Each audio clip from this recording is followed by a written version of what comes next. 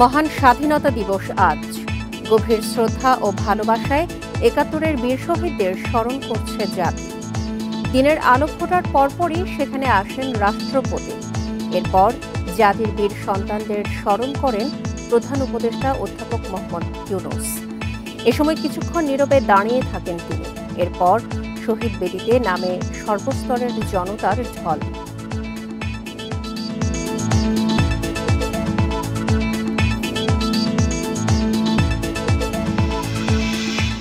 এই নিয়ে বিস্তারিত থাকছে সংবাদে। স্বাগত সকাল ৯টার বিরতিহীন ইন্ডিপেন্ডেন্ট সংবাদে। আপনাদের সাথে আছি সঞ্চারী মজিদ তমা। আর শুরুতেই জানিয়ে দিব প্রধান শিরোনামগুলো। ৭১-এর ধারাবাহিকতায় ২৪-এর গণঅভ্যুত্থান, জাতীয় স্বার্থে ঐকমত্যে গুরুত্ব।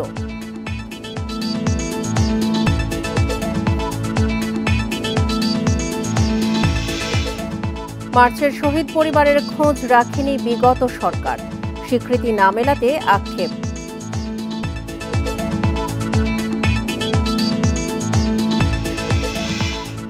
স্বাধীনতার ৫৫ বছরে মেলেনি অর্থনীতির সুফল, সুশাসন ন্যায় বিচারেই মিলবে মুক্তি।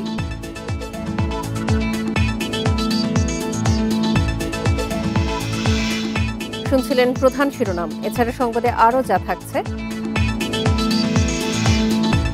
চীন সফরে যাচ্ছেন প্রধান উপদেষ্টা, সামরিক সহযোগিতা নিয়ে হতে পারে আলোচনা।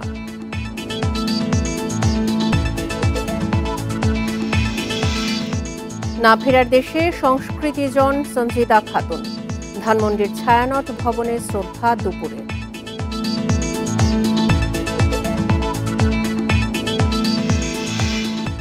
শুনছিলেন শিরোনাম। এবারে চলে যাচ্ছি পুরো খবরে। এই ঈদে জামা জুতো অ্যাক্সেসরিজের ডিসকাউন্ট। মহান স্বাধীনতা দিবসে গভীর শ্রদ্ধায় ৭১-এর বীর শহীদদের স্মরণ করছে জাতি। সকালে জাতীয় স্মৃতিসৌধে ফুল দিয়ে শ্রদ্ধা জানান রাষ্ট্রপতি ও প্রধান উপদেষ্টা। পরে অন্তর্বর্তী সরকারের উপদেষ্টারা জানান ৭১-এর স্বাধীনতাকেই রক্ষা করছে ২৪-এর গণঅভ্যুত্থান। জাতীয় স্বার্থে রাজনৈতিক দলগুলোকে ঐকমত্যে পৌঁছাতে হবে। এক সাগর রক্তের বিনিময়ে এসেছে স্বাধীনতা। আত্মত্যাগে বলিয়ান জাতির মুক্তিকামী শ্রেষ্ঠ সন্তানদের গভীর শ্রদ্ধায় স্মরণ করছে জাতি। দিনের আলো ফুটতে না ফুটতেই ৭১-এর বীর সেনানীদের শ্রদ্ধা জানান রাষ্ট্রপতি। ফুল দিয়ে শহীদ বেদিতে কিছুক্ষণ নীরবে দাঁড়িয়ে থাকেন তিনি।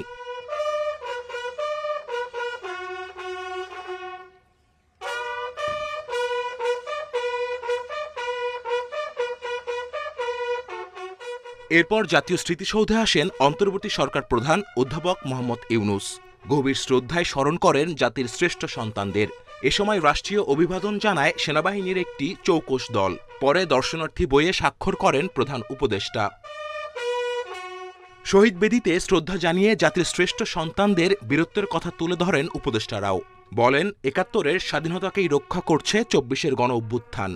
জাতীয় স্বার্থে রাজনৈতিক দলগুলোকে ঐক্যমতে পৌঁছাতে হবে বলেও মনে করেন তারা। সবাইকে নিয়ে একসাথে এগিয়ে যাওয়াটা হচ্ছে একটা বড় জায়গা আমাদের জন্য, আমি মনে করি। আরেকটা হচ্ছে যে নির্বাচনটা সুষ্ঠুভাবে করে দেওয়া, জনগণের প্রত্যাশা পূরণ করা।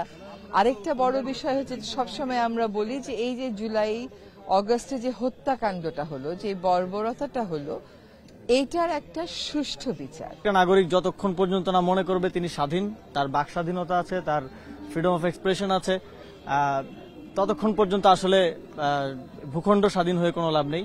আমরা মনে করি ২৪ সেই স্বাধীনতাকে রক্ষা করেছে এবং ২৪-এর গণঅভ্যুত্থান আবার একটি রক্তক্ষয়ী গণঅভ্যুত্থানের মধ্য দিয়ে ৭১ অর্জিত স্বাধীনতাকে আমরা রক্ষা করার যেই কঠিন লড়াই, সেই লড়াইয়ের একটা অন্যতম ধাপ হচ্ছে ২৪।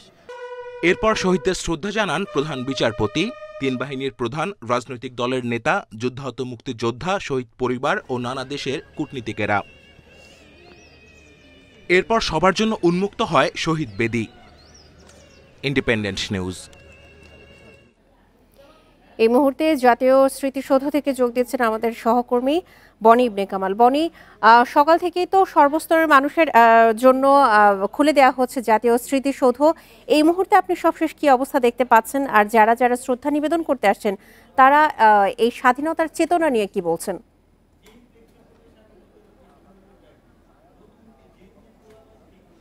দেখুন, এই যে আজকের যে স্বাধীনতা দিবস, এটি কিন্তু একটি ভিন্ন প্রেক্ষাপটে এসে দাঁড়িয়েছে। যখন আসলে বাংলাদেশ থেকে একটি সরকারের পতন হয়েছে গণ অভ্যুত্থানের মুখে, সেক্ষেত্রে আমরা কিন্তু দেখতে পাচ্ছি সাধারণ মানুষের মধ্যেও বারবার সেই কথাটাই ঘুরে আসছে। একদম সকালে যে রাষ্ট্রের নিয়ম বা রাষ্ট্রের আচার, তার পরবর্তীতে কিন্তু আমরা দেখতে পেয়েছি সাধারণ মানুষের জন্য এই সাভার স্মৃতিসৌধের প্রধান যে গেট, প্রধান ফটক খুলে দেওয়া হয়। তারপর মানুষজন, সাধারণ মানুষও কিন্তু এখানে শ্রদ্ধা জানাতে আসেন জাতির শ্রেষ্ঠ সন্তানদের প্রতি। আমরা দেখেছি শুধুমাত্র যে সাধারণ মানুষ এসেছেন এমনই নয়, বিভিন্ন রাজনৈতিক পেশাজীবী সংগঠন তারাও কিন্তু এসেছেন। বিশেষ করে আমরা দেখছিলাম যে বিএনপি কিন্তু এসেছিল, এবং বিএনপির পক্ষ থেকে আমরা বিএনপির সঙ্গে কথা বলার চেষ্টা করি। তখন কিন্তু বিএনপি যিনি স্থায়ী কমিটির সদস্য মির্জা আব্বাস, তিনি বলছিলেন যে আসলে এই যে নতুন যে গণ অভ্যুত্থান 2024-এর 5ই আগস্টের যে ফল এসেছে গণ অভ্যুত্থানের, সেই অভ্যুত্থানকে আসলে দ্বিতীয় স্বাধীনতা বলার সুযোগ নেই বলে তিনি মনে করেন। এবং তিনি বলছেন যে দ্বিতীয় স্বাধীনতার কথা যারা বলছে তারা আসলে 71-এর যে মহান মুক্তিযুদ্ধ সেটাকে ছোট করে দেখছে, এমন মন্তব্য তিনি করেছেন। এবং এর প্রেক্ষাপটে আমরা একেবারেই নতুন সদ্য গঠিত যে দলটি জাতীয় নাগরিক পার্টি, তাদের যিনি নেতা এসেছিলেন অর্থাৎ নাহিদ ইসলামের কাছে আমি প্রশ্ন করেছিলাম যে এরকম করে তাদের যেই দ্বিতীয় স্বাধীনতার মন্তব্য বা কনসেপ্ট, সেটার ব্যাপারে বিএনপির মন্তব্য এমন। সেই জায়গায় কিন্তু তারা বলছিলেন যে আসলে 71 ও 24 কিন্তু আলাদা কোনোভাবে দেখতে চাইছে না এনসিপি। এবং তিনি বলছেন, অর্থাৎ নাহিদ ইসলাম বলছেন যে 71 সালে যেটা চেয়েছিল জাতি সেটা পায়নি, বিধায় এই 24-এর গণ অভ্যুত্থান হয়েছে। এবং যারা 24 এবং 71-কে পরস্পর বিরোধী উল্লেখ করছে, তাদের উদ্দেশ্য নিয়েও প্রশ্ন তুলেছেন নাহিদ ইসলাম। সার্বিকভাবে আমরা সকাল থেকেই দেখছি যে এছাড়াও যারা বিশিষ্ট ব্যক্তিরা, বিভিন্ন অঙ্গনের যারা বিশিষ্ট ব্যক্তিরা এসেছেন, তারাও কিন্তু বলছিলেন যে এই যে গণ অভ্যুত্থানের যে প্রতিফলন, অর্থাৎ রাষ্ট্র সংস্কারের যে কথাগুলো বলা হচ্ছে, সেই বিষয়গুলোকে এখন গুরুত্ব দিতে হবে। অর্থাৎ রাষ্ট্র সংস্কার কাজে মনোযোগ দিতে হবে সরকারকে। সেই জন্য সবার সহযোগিতা, সব রাজনৈতিক দলের যে ঐক্যমতের প্রয়োজন, সেই ঐক্যমত ধরে রাখতে হবে, এমন কথা বলছেন। এবং দেশের বাইরে, দেশে বিভিন্ন জায়গায় এখনো বিভিন্ন ধরনের চক্রান্ত চলছে, ষড়যন্ত্র চলছে। সেসব জায়গায় সবাইকে আসলে সতর্ক থাকতে হবে, সবাইকে সতর্ক থেকে দেশের মঙ্গলের জন্য কাজ করতে হবে, এমন মন্তব্যই সাধারণ মানুষের মধ্যে অনেক বেশি। সাধারণ মানুষ বলছিলেন যে আসলে 54 বছরে 71-এর স্বাধীনতা যুদ্ধ, যে কারণে এর আগের 23 বছরের স্বাধিকার আন্দোলনের যে ইতিহাস, যে কারণে এই মহান মুক্তিযুদ্ধ, সেই মুক্তিযুদ্ধের যে লক্ষ্য, সেই লক্ষ্য কিন্তু অর্জন করা সম্ভব হয়নি গত 54 বছরও। বিভিন্ন ক্ষেত্রে রাজনৈতিক বিভেদ, অস্থিতিশীলতা, অর্থনৈতিক মন্দা, অর্থনৈতিক যে দুর্নীতি, অনিয়ম, সেসব রয়েছে, সমাজের রন্ধে রন্ধে অপরাধ, সেই জায়গাগুলো কিন্তু বারবার অ্যাড্রেস করছেন। এবং এই জায়গাগুলো অ্যাড্রেস করেই সাধারণ মানুষ বলছেন যে 54 বছরেও যেসব চাহিদা তাদের ছিল, সেসব চাহিদাগুলো কিন্তু তাদের পূরণ হয়নি, যে কারণে কিনা এখন এই যে 24-এর গণ অভ্যুত্থান, এরকম একটি অভ্যুত্থানের মতো ঘটনা ঘটেছে। এবং এই অভ্যুত্থানের পর সাধারণ মানুষ এখন আস্থা রাখতে চায়, এবং সাধারণ মানুষ দৃঢ়ভাবে বিশ্বাস করে যে এই সরকার যদি চেষ্টা করে বা সরকার যদি চায়, এবং সব রাজনৈতিক দল যদি ঐক্যমতে আসে, এবং তাহলেই বাংলাদেশের একটি সুন্দর সংস্কার হওয়া সম্ভব। এবং সেই সংস্কারের পরেই আসলে একটি নির্বাচন দেওয়া উচিত বলে মনে করেন সাধারণ মানুষ। স্বাধীনতা দিবসের সবশেষ অবস্থা নিয়ে জানাচ্ছিলেন জাতীয় স্মৃতিসৌধ থেকে আমাদের সহকর্মী বন ইবনে কামাল। জাতির বীর সন্তানদের শ্রদ্ধা জানাচ্ছেন সর্বস্তরের মানুষ। এই মুহূর্তে আমাদের সঙ্গে রাজশাহী থেকে যোগ দিচ্ছেন আমাদের সহকর্মী মোস্তাফিজুর রহমান। মোস্তাফিজ, এই মুহূর্তে আপনি রাজশাহীতে শ্রদ্ধা নিবেদনের সবশেষ কি অবস্থা দেখতে পাচ্ছেন, আর আজকে স্বাধীনতা দিবস উপলক্ষে সারাদিন ব্যাপী কি কি আয়োজন থাকছে?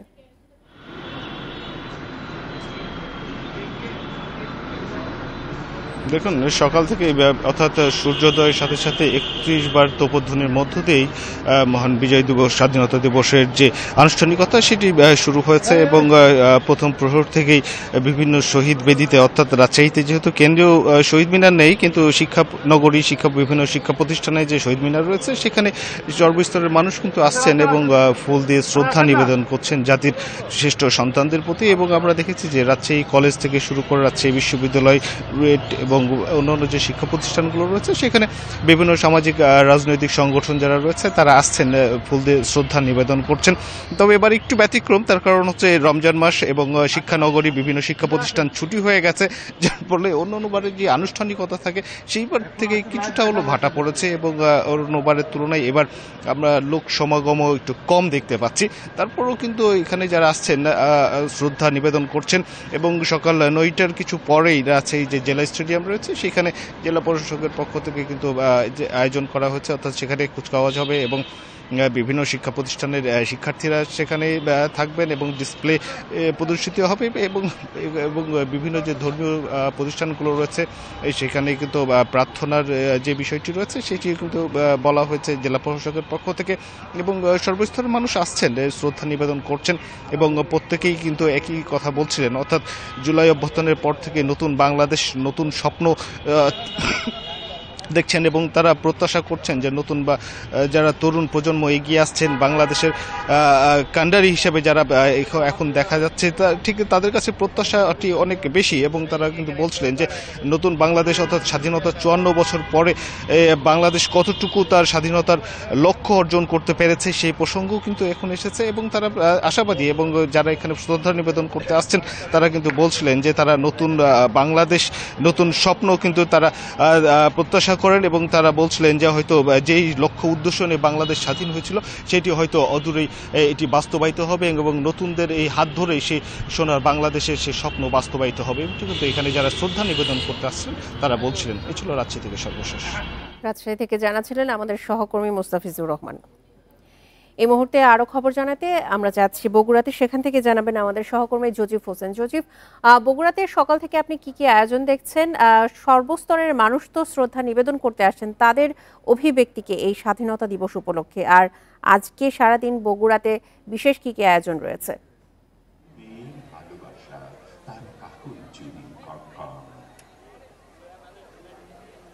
জি, ভোরের আলো ফোটার সাথে সাথেই কিন্তু বগুড়া এখানে যে মুক্তির ফুলবাড়ি স্মৃতি ফলকটি রয়েছে বা মুক্তিযোদ্ধাদের শ্রদ্ধা নিবেদনের জন্য, সেখানে কিন্তু প্রথমে জেলা প্রশাসন, এরপরে পুলিশ প্রশাসন, এরপরে আসলে জনসাধারণের জন্য উন্মুক্ত করে দেয়া হয়। এরপরে আসলে জনসাধারণের ধীরে ধীরে তার পুষ্পস্তবক অর্পণ করার মাধ্যমে শহীদদের প্রতি শ্রদ্ধা জানান এবং এখানে আসলে এরপরে পরবর্তীতে জেলা উপজেলা জুড়ে সব ধরনের এই যে কুচকাওয়াজ এবং অন্যান্য যে সাংস্কৃতিক অনুষ্ঠানগুলো রয়েছে সেগুলো সীমিত পরিসরে করা হচ্ছে, কারণ আপনি জানেন যে রমজান মাসকে উপলক্ষ করে তেমন কোনো আয়োজন কিন্তু এবার নেই। তো সেই ক্ষেত্রে আসলে বগুড়া এখন বর্তমানে আমি রয়েছি বগুড়া শহীদ চান্দু স্টেডিয়ামে। সেই শহীদ চান্দু স্টেডিয়ামটিতে এখানে কুচকাওয়াজ অনুষ্ঠিত হবে এবং কুচকাওয়াজের পরে আসলে খুব ছোট পরিসরে প্যারেড অনুষ্ঠিত হওয়ার পরে আসলে এই কুচকাওয়াজের সমাপ্তি ঘোষণা করা হবে। তো এই ইতিমধ্যে এখানে জেলা প্রশাসক এবং পুলিশ সুপার এসেছেন এবং একই সাথে জেলা বিএনপির যারা কর্মীরা রয়েছেন তারাও কিন্তু এসেছেন, এখানে সাধারণ মানুষেরা রয়েছেন। তো সব মিলিয়ে আসলে এখানে বগুড়া জেলায় আপনি এই মহান স্বাধীনতা দিবসকে কেন্দ্র করে চিত্রাঙ্কন এবং গরিব দুঃখী মানুষের মধ্যে খাবার বিতরণ থেকে শুরু করে বিভিন্ন ধরনের আয়োজন করে রাখা হয়েছে।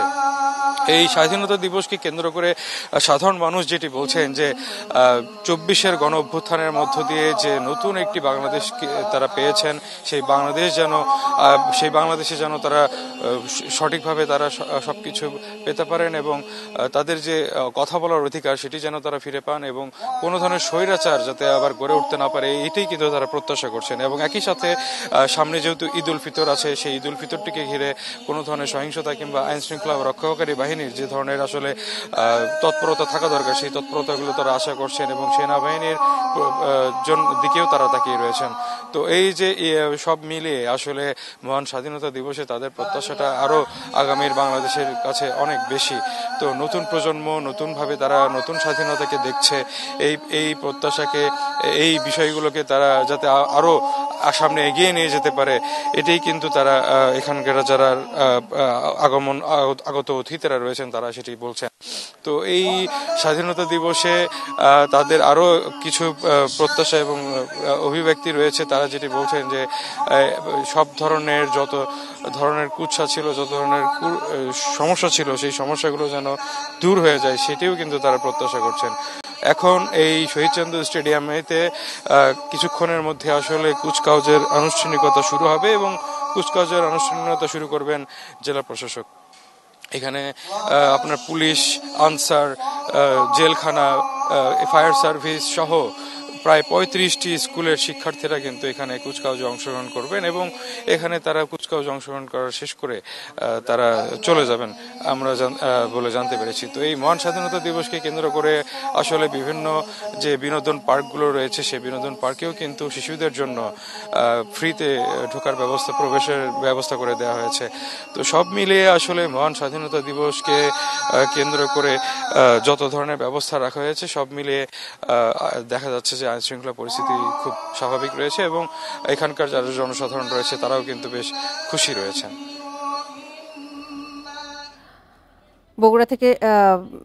বগুড়া থেকে জানাচ্ছিলেন আমাদের সহকর্মী জোজেফ হোসেন। এই মুহূর্তে স্বাধীনতা দিবসের আয়োজন নিয়ে আরো জানাতে আমাদের সঙ্গে চট্টগ্রাম থেকে যোগ দিচ্ছেন সহকর্মী আব্দুল্লাহ রাকিব। রাকিব, চট্টগ্রামে এই মুহূর্তের সবশেষ আয়োজন আপনি কেমন দেখছেন? সকাল থেকেই আপনি চট্টগ্রামের আয়োজন নিয়ে জানাচ্ছিলেন, আজকে সারাদিন উল্লেখযোগ্য কি কি আয়োজন রয়েছে?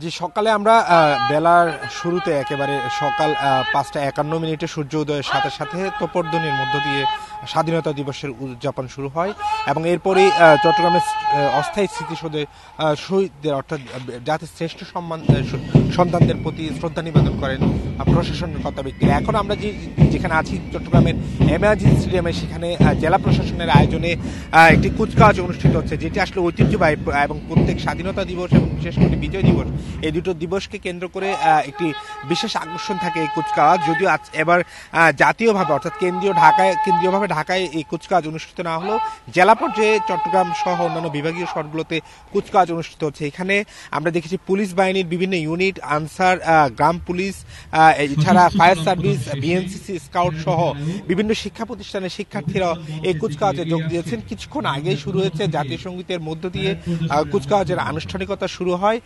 বর্তমানে আমরা দেখছি অর্থাৎ কুচকাওয়াজের যে প্রধান মঞ্চ, সেখানে উপস্থিত আছেন জেলা প্রশাসক, ডিআইজি, চট্টগ্রাম জেলা পুলিশ সুপার, চট্টগ্রাম মেট্রোপলিটন পুলিশের পুলিশ কমিশনার সহ তারা এখন আসলে যে কুচকাওয়াজ, সেই কুচকাওয়াজ শুরুর জন্য অনুমতি প্রার্থনা করছেন এবং একটু পরে এই কুচকাওয়াজটি শুরু হবে। এবং চট্টগ্রামের এইবারের যে স্বাধীনতা দিবস কিছুটা ভিন্ন মাত্রা, যেহেতু রমজানের মধ্যে দিয়ে এই আনুষ্ঠানিকতা চলছে এবং স্বাধীনতা দিবসের উদযাপন হচ্ছে, ফলে দিনের প্রথম যে আনুষ্ঠানিকতা ছিল সেটি সুষ্ঠুভাবে সম্পন্ন হয়েছে এবং আমরা দেখছি এই স্মৃতিসৌধকে ঘিরে যে নিরাপত্তা ব্যবস্থা সেটিও যথাযথ নেওয়া হয়েছিল এবং প্রশাসনের কর্তা ব্যক্তিরা শ্রদ্ধা নিবেদনের পর বিভিন্ন শ্রেণী পেশার মানুষ সহ বিভিন্ন সামাজিক, রাজনৈতিক এবং সাংস্কৃতিক সংগঠনের সদস্যরা সেখানে শ্রদ্ধা নিবেদন করতে আসেন এবং আমরা বেশি দেখেছি একেবারে ভোরবেলায় শিশু সহ নারীরা অনেকে এসেছিলেন জাতির শ্রেষ্ঠ সন্তান অর্থাৎ যারা 71-এর স্বাধীনতা যুদ্ধে প্রাণ দিয়েছেন রণাঙ্গনে, তারা আসলে তাদের এই যে দেশমাতৃকার টানে যারা প্রাণ দিয়েছেন তাদের সম্মান জানাতেই ছুটে এসেছিলেন। বরাবরের মতো সেই আনুষ্ঠানিকতা এখনো সেখানে চলছে। তবে এটির পাশাপাশি যেহেতু কুচকাওয়াজ একটি আনুষ্ঠানিকতা দীর্ঘদিনের ঐতিহ্য, সেটিও এখন চলমান রয়েছে এবং এইটির পরে আলোচনা সভা রয়েছে দিনব্যাপী। বিভিন্ন সংগঠনের পক্ষ থেকে, জেলা প্রশাসনের পক্ষ থেকেও এই বিভিন্ন কর্মসূচি রয়েছে। কুচকাওয়াজের মধ্যে আমরা দেখছি এই রমজানের মধ্যে শিক্ষার্থীরা একেবারে সকালবেলা এই কুচকাওয়াজের প্রস্তুতি নেওয়ার জন্য তারা চলে এসেছেন এবং কয়েকদিন ধরে তারা একটি রিহার্সেল করছিলেন, মহড়া করছিলেন এবং সেটির আজকে চূড়ান্ত রূপ, অর্থাৎ আজকে তাদের এই মহড়াটির শেষে এখন আজকে চূড়ান্তভাবে তারা এই কুচকাওয়াজটি অংশ নিচ্ছে এবং সেখানে বলা যায় একটি মনোমুগ্ধকর কুচকাওয়াজ পরিবেশন করবেন এবং এখানকার বিভিন্ন শ্রেণী পেশার মানুষ, স্কুল কলেজের শিক্ষকরা সহ প্রশাসনের কর্তা ব্যক্তিরা উপস্থিত হয়েছেন এই কুচকাওয়াজ পরিদর্শনের জন্য এবং এটি একটি যেহেতু মনোমুগ্ধকর বা সবার আগ্রহের কেন্দ্রবিন্দু থাকে, ফলে এখানে উপস্থিতিটাও আমরা দেখছি অন্যান্য জায়গার চেয়ে বেশি, অর্থাৎ দিনের যেহেতু বেলা বাড়ার সাথে সাথে আনুষ্ঠানিকতা বাড়ছে, ফলে বর্তমানে আমরা দেখছি কুচকাওয়াজ পরিদর্শন করছেন বিভাগীয় কমিশনার।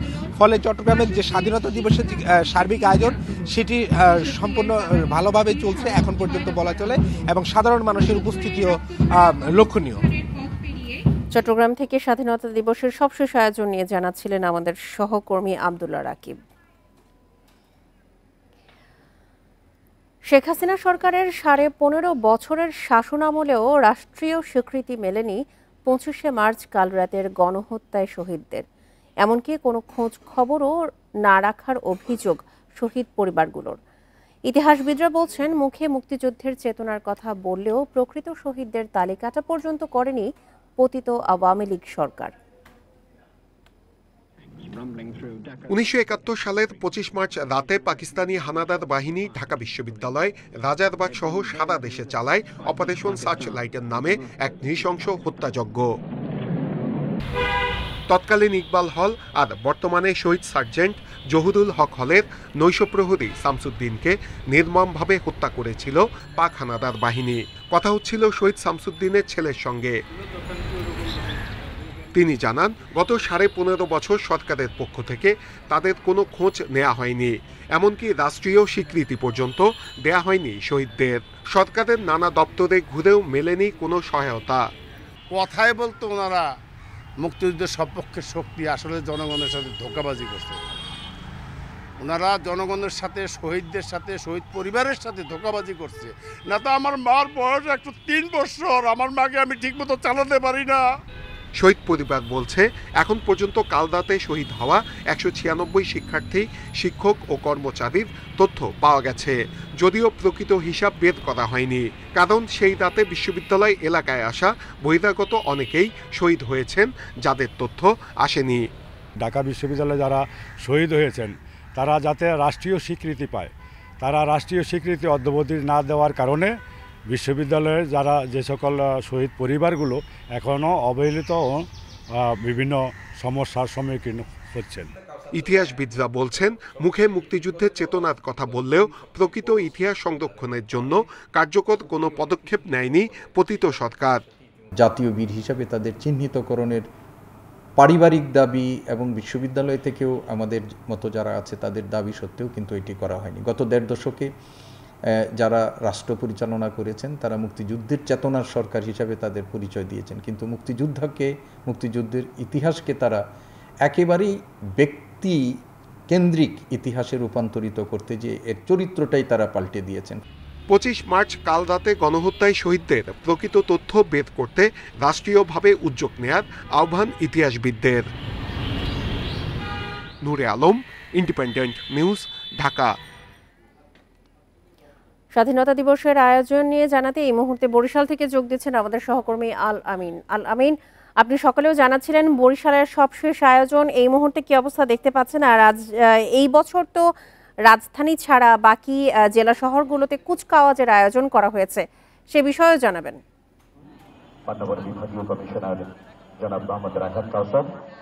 জি, আমি এখন রয়েছি বরিশালের ব্লেস পার্ক মাঠে, যেখানে জেলা প্রশাসনের আয়োজনে কুচকাওয়াজ অনুষ্ঠানের আয়োজন করা হয়েছে এবং সেই কুচকাওয়াজ অনুষ্ঠান কিন্তু ইতিমধ্যে শুরু হয়েছে পবিত্র কোরআন তেলাওয়াতের মাধ্যমে। সকাল 9টায় আসলে এই কুচকাওয়াজ অনুষ্ঠানের আয়োজন করা হয়। এখানে ইতিমধ্যে কিন্তু আসলে বিভিন্ন শিক্ষা প্রতিষ্ঠানের শিক্ষার্থীরা থেকে শুরু করে বিভিন্ন বাহিনীর লোক যে সদস্যরা রয়েছেন তারা কিন্তু এখানে এসেছেন এবং তারা এই কুচকাওয়াজে অংশগ্রহণ করবেন।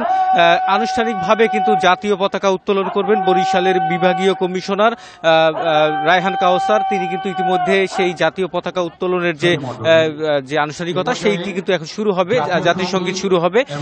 সেই জাতীয় সঙ্গীতের সাথে কিন্তু আসলে এই যে কুচকাওয়াজ অনুষ্ঠানের যে মূল আনুষ্ঠানিকতা, সেই আনুষ্ঠানিকতা এখন শুরু হবে। ইতিমধ্যে কিন্তু আমরা দেখতে পাচ্ছি মঞ্চে কিন্তু যে অতিথিরা রয়েছেন তারা এসেছেন, তারা জাতীয় পতাকা আনুষ্ঠানিকভাবে উদ্বোধনের জন্য যে জাতীয় সঙ্গীত শুরু হবে সেখানে কিন্তু বরিশালের বিভাগীয় কমিশনার, বরিশালের জেলা প্রশাসক, বরিশাল রেঞ্জ ডিআইজি তিনি কিন্তু উপস্থিত রয়েছেন এবং সেই জাতীয় পতাকার পরে কিন্তু শান্তির প্রতীক পায়রা উড়িয়ে কিন্তু আসলে এই যে কুচকাওয়াজ, সেই কুচকাওয়াজ অনুষ্ঠানের উদ্বোধন করা হবে। জাতীয় সঙ্গীত কিন্তু ইতিমধ্যে শুরু হয়ে গেছে, সবাই কিন্তু দাঁড়িয়ে জাতীয় সঙ্গীত কে সম্মান প্রদর্শন করছেন। জাতীয় সঙ্গীতের পরে কিন্তু এখানে যে বিভাগীয় কমিশনার যিনি রয়েছেন তিনি বক্তব্য রাখবেন। এরপরে কিন্তু আসলে যে আনুষ্ঠানিকতা রয়েছে, প্রথমে কিন্তু বরিশাল মেট্রোপলিটন পুলিশ, তারপরে রয়েছে বরিশাল জেলা পুলিশ, এরপরে এপিবিএন এর সদস্যরা রয়েছে, বরিশালের আনসার বাহিনীর সদস্যরা রয়েছেন, রয়েছেন বরিশাল জেল পুলিশ রয়েছেন তারা, এবং সিভিল আমরা দেখতে পাচ্ছি এখানে রয়েছেন, অংশ নিয়েছেন কুচকাওয়াজে ফায়ার সার্ভিস স্টেশনে যারা সদস্যরা রয়েছেন তারা এখানে আছেন, বরিশাল স্কাউট রোভার স্কাউটের সদস্যরা এখানে রয়েছেন, এবং বরিশালের বিভিন্ন শিক্ষা প্রতিষ্ঠানের শিক্ষার্থীরা এখানে এসেছেন এবং সেই কুচকাওয়াজে তারা কিন্তু আসলে অংশ নিচ্ছেন। এর আগে আমরা সকাল 6টায় দেখেছি বরিশালের মুক্তিযুদ্ধ স্মৃতি ফলকে কিন্তু শহীদদের প্রতি শ্রদ্ধা নিবেদন করা হয়েছে। সেখানে কিন্তু বরিশালের বিভাগীয় কমিশনার তিনি কিন্তু এখানে প্রথমে শ্রদ্ধা জানান, এরপরে বরিশালের রেঞ্জ ডিআইজি, বরিশালের জেলা প্রশাসক, বরিশাল সিটি কর্পোরেশন থেকে শুরু করে কিন্তু যারা রয়েছেন প্রত্যেকেই কিন্তু আমরা দেখেছি সেখানে শ্রদ্ধা নিবেদন করেছেন। এরপরে কিন্তু বিভিন্ন সামাজিক, সাংস্কৃতিক এবং রাজনৈতিক দলের যে নেতৃবৃন্দ যারা রয়েছেন তারাও কিন্তু সেখানে শ্রদ্ধা নিবেদন করছেন, এবং বেলা বাড়ার সাথে সাথে আমরা দেখেছি বিভিন্ন শিক্ষা প্রতিষ্ঠানের শিক্ষার্থী, শিক্ষক তারা কিন্তু ফুল নিয়ে, ব্যানার নিয়ে কিন্তু আসলে এসেছেন এবং সেখানে তারা শ্রদ্ধা নিবেদন করেছেন। এর পাশাপাশি যে সারা দিনব্যাপী কিন্তু বরিশালে আনুষ্ঠানিকতা রয়েছে, সেখানে কিন্তু আমরা যেটি দেখেছি যে আসলে মুক্তিযোদ্ধাদের সম্মাননা দেয়া হবে। এরপরে কিন্তু আলোচনা সভার আয়োজন করা হয়েছে, বরিশাল জেলা প্রশাসনের পক্ষ থেকে কিন্তু আলোচনা সভার আয়োজন করা হয়েছে, চিত্রাঙ্কন প্রতিযোগিতার আয়োজন করা হয়েছে। এরপরে কিন্তু আমরা যেটি দেখেছি যে বরিশালে যে বিনোদন কেন্দ্রগুলো রয়েছে, বিশেষ করে শিশু পার্ক এবং বরিশালের দুর্গাসাগর দিঘির পার্ক রয়েছে, সেখানে কিন্তু আসলে শিশুদের জন্য উন্মুক্ত করে দেওয়ার একটি কথা রয়েছে। সেখানে কিন্তু শিশুরা সকাল থেকে বিনা টিকিটে কিন্তু তারা আসলে এইসব পার্কগুলোতে প্রবেশ করতে পারবে এবং সেখানে কিন্তু তারা আসলে তাদের যে আনন্দ উপভোগ করতে পারবে। স্বাধীনতা দিবসের যে আনুষ্ঠানিকতা, সেই আনুষ্ঠানিকতাতে সব আনুষ্ঠানিকতাই কিন্তু আসলে বেশিরভাগ ক্ষেত্রে কিন্তু আমরা দেখেছি জেলা প্রশাসনের পক্ষ থেকে কিন্তু বিভিন্ন ধরনের কিন্তু আসলে আয়োজন রাখা হয়েছে। এখানে এই মুহূর্তে আমরা যেটি দেখতে পাচ্ছি যে প্রশাসন থেকে শুরু করে বিভিন্ন দপ্তরে কিন্তু আসলে যারা কর্মকর্তা, ঊর্ধ্বতন কর্মকর্তা যারা রয়েছেন তারা কিন্তু এখানে এসেছেন, বীর মুক্তিযোদ্ধা যারা রয়েছেন তারা এখানে এসেছেন। এর পাশাপাশি বরিশালের বিভিন্ন সামাজিক, সাংস্কৃতিক এবং রাজনৈতিক দলের নেতৃবৃন্দদের আমরা এখানে দেখেছি তারা এখানে উপস্থিত হয়েছেন। সেটা হচ্ছে যে এই কুচকাওয়াজ অনুষ্ঠানের পরে কিন্তু আসলে আলোচনা সভা রয়েছে, চিত্রাঙ্কন প্রতিযোগিতা রয়েছে, সেই চিত্রাঙ্কন প্রতিযোগিতার আয়োজন করা হয়েছে। সবশেষ কিন্তু আসলে তাদের মধ্যে পুরস্কারও বিতরণ করা হবে। এই ছিল আমার কাছে বরিশাল থেকে এখন পর্যন্ত। বরিশাল থেকে জানাচ্ছিলেন আমাদের সহকর্মী আল আমিন। জাতির বীর সন্তানদের শ্রদ্ধা ভরে স্মরণ করছে সারা দেশব্যাপী মানুষ। এই মুহূর্তে সিলেট থেকে যোগ দিচ্ছেন আমাদের সহকর্মী রানা মজুমদার। আর রানা, সিলেটে এই মুহূর্তে আজকের আয়োজন কি কি দেখছেন এবং সিলেটে আজকে সারাদিন জুড়ে এই স্বাধীনতা দিবসের বিশেষ কি কি থাকছে?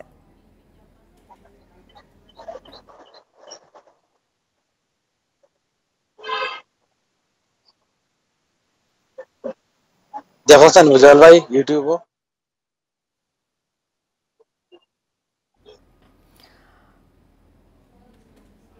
রানা, সিলেটে আজকে স্বাধীনতা দিবসের বিশেষ কি কি আয়োজন থাকছে সবশেষ তথ্য নিয়ে জানাবেন।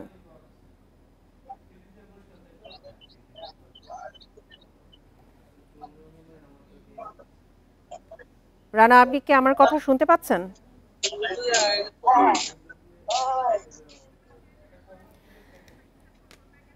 দুঃখিত, আমাদের সংযোগটি বিচ্ছিন্ন হয়ে গেছে। চলে যাচ্ছি পরের সংবাদে। স্বাধীনতার পর যুদ্ধবিধ্বস্ত বাংলাদেশের মাথাপিছু আয়, রপ্তানি ও প্রবাসী আয় সবকিছুই ছিল তলানিতে। স্বাধীনতার 54 বছরে শক্তিশালী অর্থনৈতিক যাত্রার পথে অনেক দূর এগিয়ে গেলেও এর সুফল পায়নি সাধারণ মানুষ। ৭১-এ অর্থনৈতিক বৈষম্যের বিরুদ্ধে যে যুদ্ধ হয়েছিল, এখনও সেই বৈষম্যের বিরুদ্ধে লড়াই থামেনি। বিশ্লেষকরা বলছেন, সামাজিক ন্যায় বিচার এবং সুশাসন নিশ্চিত হলেই মিলবে অর্থনৈতিক মুক্তি। স্বাধীনতার ৫৪ বছর পার করেছে বাংলাদেশ। ভঙ্গুর অর্থনীতি থেকে মজবুত অর্থনৈতিক যাত্রার পথে ক্রমশ এগিয়ে যাচ্ছে দেশ। ধ্বংসস্তূপ থেকে যাত্রা শুরু করা বাংলাদেশ আজ বিশ্বের ৩৫তম অর্থনীতির দেশ। দীর্ঘ এই যাত্রায় বেড়েছে অর্থনীতির আকার, মানুষের আয়, জিডিপি প্রবৃদ্ধি ও রপ্তানি বাজার। তবে স্বাধীনতার এত বছর পরেও আয় বৈষম্যের শিকার দেশের বৃহত্তর জনগোষ্ঠী।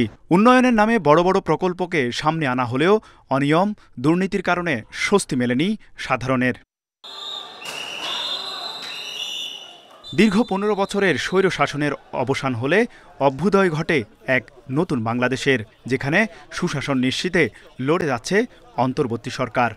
সরকারের ভিতরে is of doing business is very difficult. এখানে আমরা শুধু কি কোথায় আটকে আছে এটা নিয়ে ডিল করছি। অর্থনীতির শ্বেতপত্র কমিটি বলছে, বিগত ১৫ বছরে চোরতন্ত্রের প্রভাবে উন্নয়ন বাজেটের ৪০% অর্থ লোপাট হয়েছে। পাচার হয়েছে $234 বিলিয়ন। আয় বৈষম্য আর অসমতার কারণে প্রবৃদ্ধির সুফল যায়নি সাধারণ মানুষের ঘরে। ধনী গরিবের ব্যবধানটাকে কমিয়ে আনার জন্য ইনভেস্টমেন্ট প্রসিডিওরটাকে যদি আমরা সেরকম পদ্ধতিগত পরিবর্তন করতে পারি, তাহলে আমরা ইকুইটেবল ডিস্ট্রিবিউশন যদি সম্পদের হয়, তাহলে যে আমরা অর্থনৈতিক মুক্তিটাও আমরা আশা করতে পারি। উদ্যোক্তারা বলছেন, অর্থনীতিকে টেকসই করতে অভ্যন্তরীণ সম্পদকে কাজে লাগিয়ে বিনিয়োগ ও কর্মসংস্থান বাড়ানো গেলে কমবে আয় বৈষম্য। আমাদের অগ্রাধিকার দিয়ে সেখানে আকর্ষণীয় করে দিতে হবে, যাতে সেখানে বিনিয়োগকারীরা সহজেই এখানে বিনিয়োগকে নিরাপদ এবং লাভজনক এবং টেকসই করতে পারে। তখনই আপনার অর্থনীতিটা ধীরে ধীরে এগিয়ে যাবে। মহান মুক্তিযুদ্ধের চেতনা, জুলাই বিপ্লবের অঙ্গীকার ও নতুন প্রজন্মের হাত ধরে আগামীর বাংলাদেশ হবে অর্থনৈতিক বৈষম্য মুক্তির প্রত্যাশা বিশ্লেষকদের। তৌহিদ রানা, ইন্ডিপেন্ডেন্ট নিউজ, ঢাকা। এই মুহূর্তে স্বাধীনতা দিবসের আয়োজন নিয়ে জানাতে আমাদের সঙ্গে রংপুর থেকে যোগ দিচ্ছেন সহকর্মী নজরুল ইসলাম। নজরুল, স্বাধীনতা দিবসের সকাল থেকে কি কি আয়োজন রয়েছে, কি আয়োজন বিশেষ স্বাধীনতা দিবসের জন্য বিশেষ কি কি আয়োজন থাকছে আজকে? আমাদের স্বাধীনতা দেখুন, আসলে সূর্যোদয়ের সাথে সাথে কিন্তু রংপুর কেন্দ্রীয় শহীদ মিনারে সংগঠন প্রশাসনের পক্ষ থেকে ফুল দিয়ে অর্থাৎ শহীদদের প্রতি শ্রদ্ধা জানানো হয়েছে। এরপরে বিভিন্ন কিন্তু কর্মসূচি জেলা প্রশাসনের পক্ষ থেকে হাতে নেওয়া হয়েছে। আপনি নিশ্চয়ই দেখছেন যে এই অর্থাৎ মাঠেই কিন্তু সে কুচকাওয়াজ অনুষ্ঠিত হচ্ছে কিছুক্ষণের মধ্যে। এটি কিন্তু উদ্বোধন করেছে বিভাগীয় কমিশনার। আমি যদি একটু দেখাতে চাই যে এই যে এখানে বিভিন্ন শিক্ষা প্রতিষ্ঠানের শিক্ষার্থীরা কিন্তু তারা এসছেন কুচকাওয়াজে অংশগ্রহণ করার জন্য। এখানে এসছেন পুলিশ প্রশাসন, অর্থাৎ সিভিল সার্জন থেকে আরম্ভ করে অর্থাৎ ফায়ার সার্ভিসের লোকজন কিন্তু তারা কিন্তু এখানে এখন উপস্থিত হয়েছেন। তারা কুচকাওয়াজে অংশগ্রহণ করবেন। এটি কিন্তু নানাবিধ অর্থাৎ কর্মসূচি পালন করবেন। এরপরে চিত্রাঙ্কন, শহীদদের প্রতি শ্রদ্ধা জানিয়ে অর্থাৎ আবৃত্তি সহ বিভিন্ন ধরনের কর্মসূচি কিন্তু রংপুরে অর্থাৎ অনুষ্ঠিত হচ্ছে। এটি কিন্তু চলবে অর্থাৎ রাত পর্যন্ত, বিকালেও এই অনুষ্ঠান রয়েছে। আমরা একটু আগে কিন্তু জেলা প্রশাসনের কথা বলেছি, তিনি জানিয়েছেন যে এবারের কিন্তু আয়োজন ভিন্ন রকমের। অর্থাৎ শহীদ যেসব 24 শহীদ বিপ্লবী যারা হয়েছে তাদের শ্রদ্ধা জানিয়ে কিন্তু, এবং যারা 71 সালে অর্থাৎ স্বাধীনতার 26 মার্চ যে মহান স্বাধীনতা দিবসে যারা শহীদ হয়েছে এবং তার আগে যারা যারা শহীদ হয়েছে তাদের শ্রদ্ধা জানিয়ে এই আজকের এই আয়োজন তারা পালন করছেন। আপনি নিশ্চয়ই জানেন যে এটি কিন্তু অর্থাৎ 54 বছর পরে কিন্তু অনুষ্ঠিত হচ্ছে রংপুর এই স্টেডিয়ামে। আমরা দেখেছি যে এই যে আয়োজন ঘিরে কিন্তু আমরা দেখেছি প্রত্যেকটি শিক্ষা প্রতিষ্ঠানের শিক্ষার্থীরা তারা কিন্তু উপস্থিত হয়েছেন এবং তাদেরকে গতকাল থেকে কিন্তু বলা হচ্ছে এবং গতকাল থেকে তারা কিন্তু এই আয়োজন ও অর্থাৎ করার জন্য তারা স্বতঃস্ফূর্তভাবে তারা কিন্তু অর্থাৎ অংশগ্রহণ করার জন্য আজকেই তারা এসছেন। আমরা সকাল থেকে দেখেছি যে নানাবিধ মানুষ তারা ফুল দিয়ে প্রথমে শ্রদ্ধা নিবেদন করছেন শহীদ মিনারে। শহীদের প্রতি তাদের দাবিটা হচ্ছে বৈষম্য বাংলাদেশ আর তারা দেখতে চায় না। তারা দেখতে চায় একটা ভালো যে দেশে মানুষ কথা বলতে পারবেন, স্বাধীনতার যে সব ইতিহাস তুলে ধরতে পারবে সেটি আসলে তারা গ্রহণ করে নিয়েই কিন্তু এই যে শ্রদ্ধা অর্থাৎ ফুল দিয়ে শহীদদের প্রতি শ্রদ্ধা জানিয়েছেন। এই ছিল আমার কাছে আসলে শহীদ অর্থাৎ 26 মাসের মহান স্বাধীনতা দিবসের সর্বশেষ। রংপুর থেকে স্বাধীনতা দিবসের সবশেষ আয়োজন নিয়ে জানাচ্ছিলেন আমাদের সহকর্মী নজরুল ইসলাম। আজ চীন সফরে যাচ্ছেন প্রধান উপদেষ্টা। বাংলাদেশে চীনা বিনিয়োগ আকৃষ্ট করাই ঢাকার মূল লক্ষ্য। মঙ্গলবার ফরেন সার্ভিস একাডেমিতে সংবাদ সম্মেলনে কথা জানান প্রেস সচিব শফিকুল আলম। এদিকে আরেক সংবাদ সম্মেলনে পররাষ্ট্র সচিব জানান, চীন সফরে সামরিক সহযোগিতা নিয়ে আলোচনার সম্ভাবনা রয়েছে। ভারত চীন দুই দেশই বাংলাদেশের বন্ধু। 28 মার্চ চীন সফরে প্রধান উপদেষ্টার সঙ্গে দ্বিপাক্ষীয় বৈঠক করবেন চীনা প্রেসিডেন্ট শি জিনপিং। বৈঠকে চীনা বিনিয়োগ আকৃষ্ট করাই মূল লক্ষ্য। একই সঙ্গে দিল্লির সঙ্গে অর্থনৈতিক সহযোগিতা বাড়াতেও আগ্রহী ঢাকা। কমন্সে এই রিপোর্টগুলো সাইটেশন করেন মঙ্গলবার দুপুরে ফরেন সার্ভিস একাডেমিতে সংবাদ সম্মেলনে এসব কথা বলেন প্রেস সচিব শফিকুল আলম। জানান, বোয়া ফোরামে বিভিন্ন দেশের নেতাদের সঙ্গে অধ্যাপক ইউনূসের বৈঠকের সম্ভাবনা রয়েছে। চাইনিজ প্রেসিডেন্ট শি জিনপিংয়ের সাথে 28 তারিখে সকালে আমাদের মাননীয় চিফ অ্যাডভাইজারের মিটিং। তো ওই মিটিংয়ে আমরা এই মিটিংটা অনেক ইম্পর্টেন্ট একটা মিটিং। এছাড়া যেটা ফোকাস থাকবে সেটা হচ্ছে চাইনিজ ইনভেস্টরদের সাথে, চাইনিজ ম্যানুফ্যাকচারিং কোম্পানিগুলোর সাথে, চাইনিজ এনার্জি কোম্পানিগুলোর সাথে। এদিকে পররাষ্ট্র সচিব জানান, ভারতের সঙ্গে সম্পর্কের বর্তমান প্রেক্ষাপটকে গুরুত্ব দিচ্ছেন তারা। পররাষ্ট্র মন্ত্রণালয়ে সংবাদ সম্মেলনে তিনি আরও জানান, থাইল্যান্ডে বিমস্টেক সম্মেলনের ফাঁকে মোদি ইউনূস বৈঠক নিয়ে এখনও উত্তর দেয়নি দিল্লি। ভারতের সাথে আমাদের সম্পর্কের যে বর্তমান প্রেক্ষাপট, সেই প্রেক্ষাপটের প্রেক্ষিতে এই বৈঠকটিকে আমরা গুরুত্ব দিয়ে দেখছি এবং আমরা আশা করি যে এই বৈঠকটি যদি অনুষ্ঠিত হয় তাহলে আমাদের দ্বিপাক্ষিক সম্পর্কে যে সৃষ্ট স্থবিরতা সেটা কেটে যাওয়ার সম্ভাবনা আছে। এছাড়া প্রধান উপদেষ্টা চীন সফরে সামরিক সহযোগিতা নিয়ে আলোচনার ইঙ্গিত দিয়েছেন পররাষ্ট্র সচিব। Tanzil Hasnat, independent news. বিশ্বকাপ বাছাইয়ে বড় হার ব্রাজিলের। সেলেসাওদের 4-1 গোলে হারিয়ে বিশ্বকাপ নিশ্চিত করল আলবিসেলেস্তেরা। ম্যাচের শুরুতেই আলভারেজের গোলে এগিয়ে যায় আর্জেন্টিনা। 8 মিনিট পর লিড ডাবল করেন ফার্নান্দেজ। এরপর ব্রাজিলের হয়ে কুনহা গোল করলেও 3-1 লিড নিয়ে বিরতিতে যায় স্কালোনের শিষ্যরা। বিরতির পর আবারও গোল করেন সিমিওন।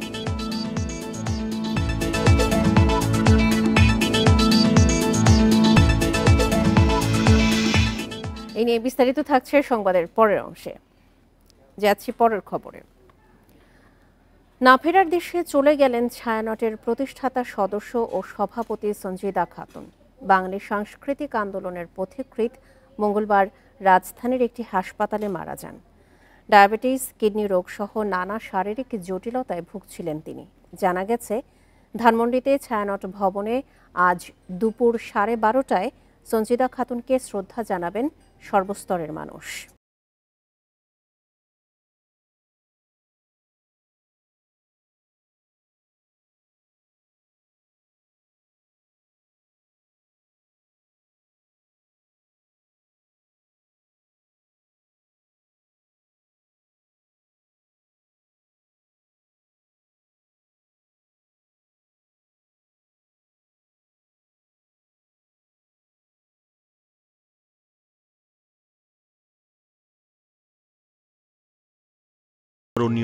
তিনি ভীষণ ভালো সাংগঠনিক একজন মানুষ, সংগঠন কিভাবে গড়তে হয় ভালো বুঝতেন। তিনি ভীষণ ভালো একজন শিক্ষক, বাংলার শিক্ষক এবং গানের শিক্ষক এবং বাঙালি সংস্কৃতির শিক্ষক, এবং তিনি ভীষণ রকমের সুন্দর, মানে সাংঘাতিক রকমের ভালো একজন শিল্পী। তো এইরকম একটি সমন্বয় আমরা আর পাবো না, সত্যি সত্যি পাবো না।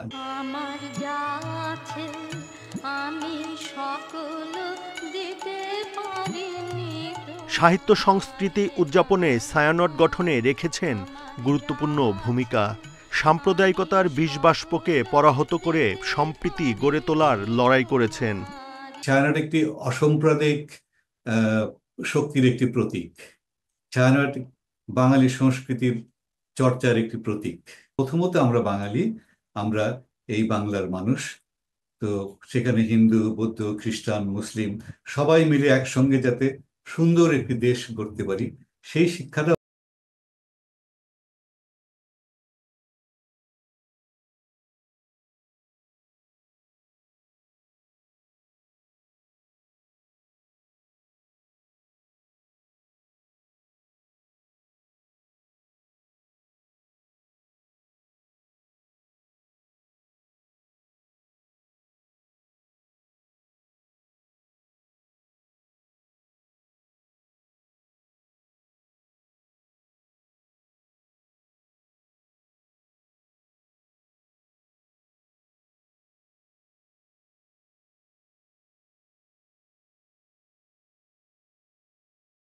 ছিল এখনকার মতো বিরতিহীন ইন্ডিপেন্ডেন্ট সংবাদে। এছাড়া ইন্ডিপেন্ডেন্ট টেলিভিশনের সব খবর আরও বিস্তারিত জানতে চোখ রাখুন ফেসবুক, ইউটিউব এবং এক্সে। এতক্ষণ সাথে থাকার জন্য ধন্যবাদ সবাইকে। আমন্ত্রণ পরের আয়োজনে।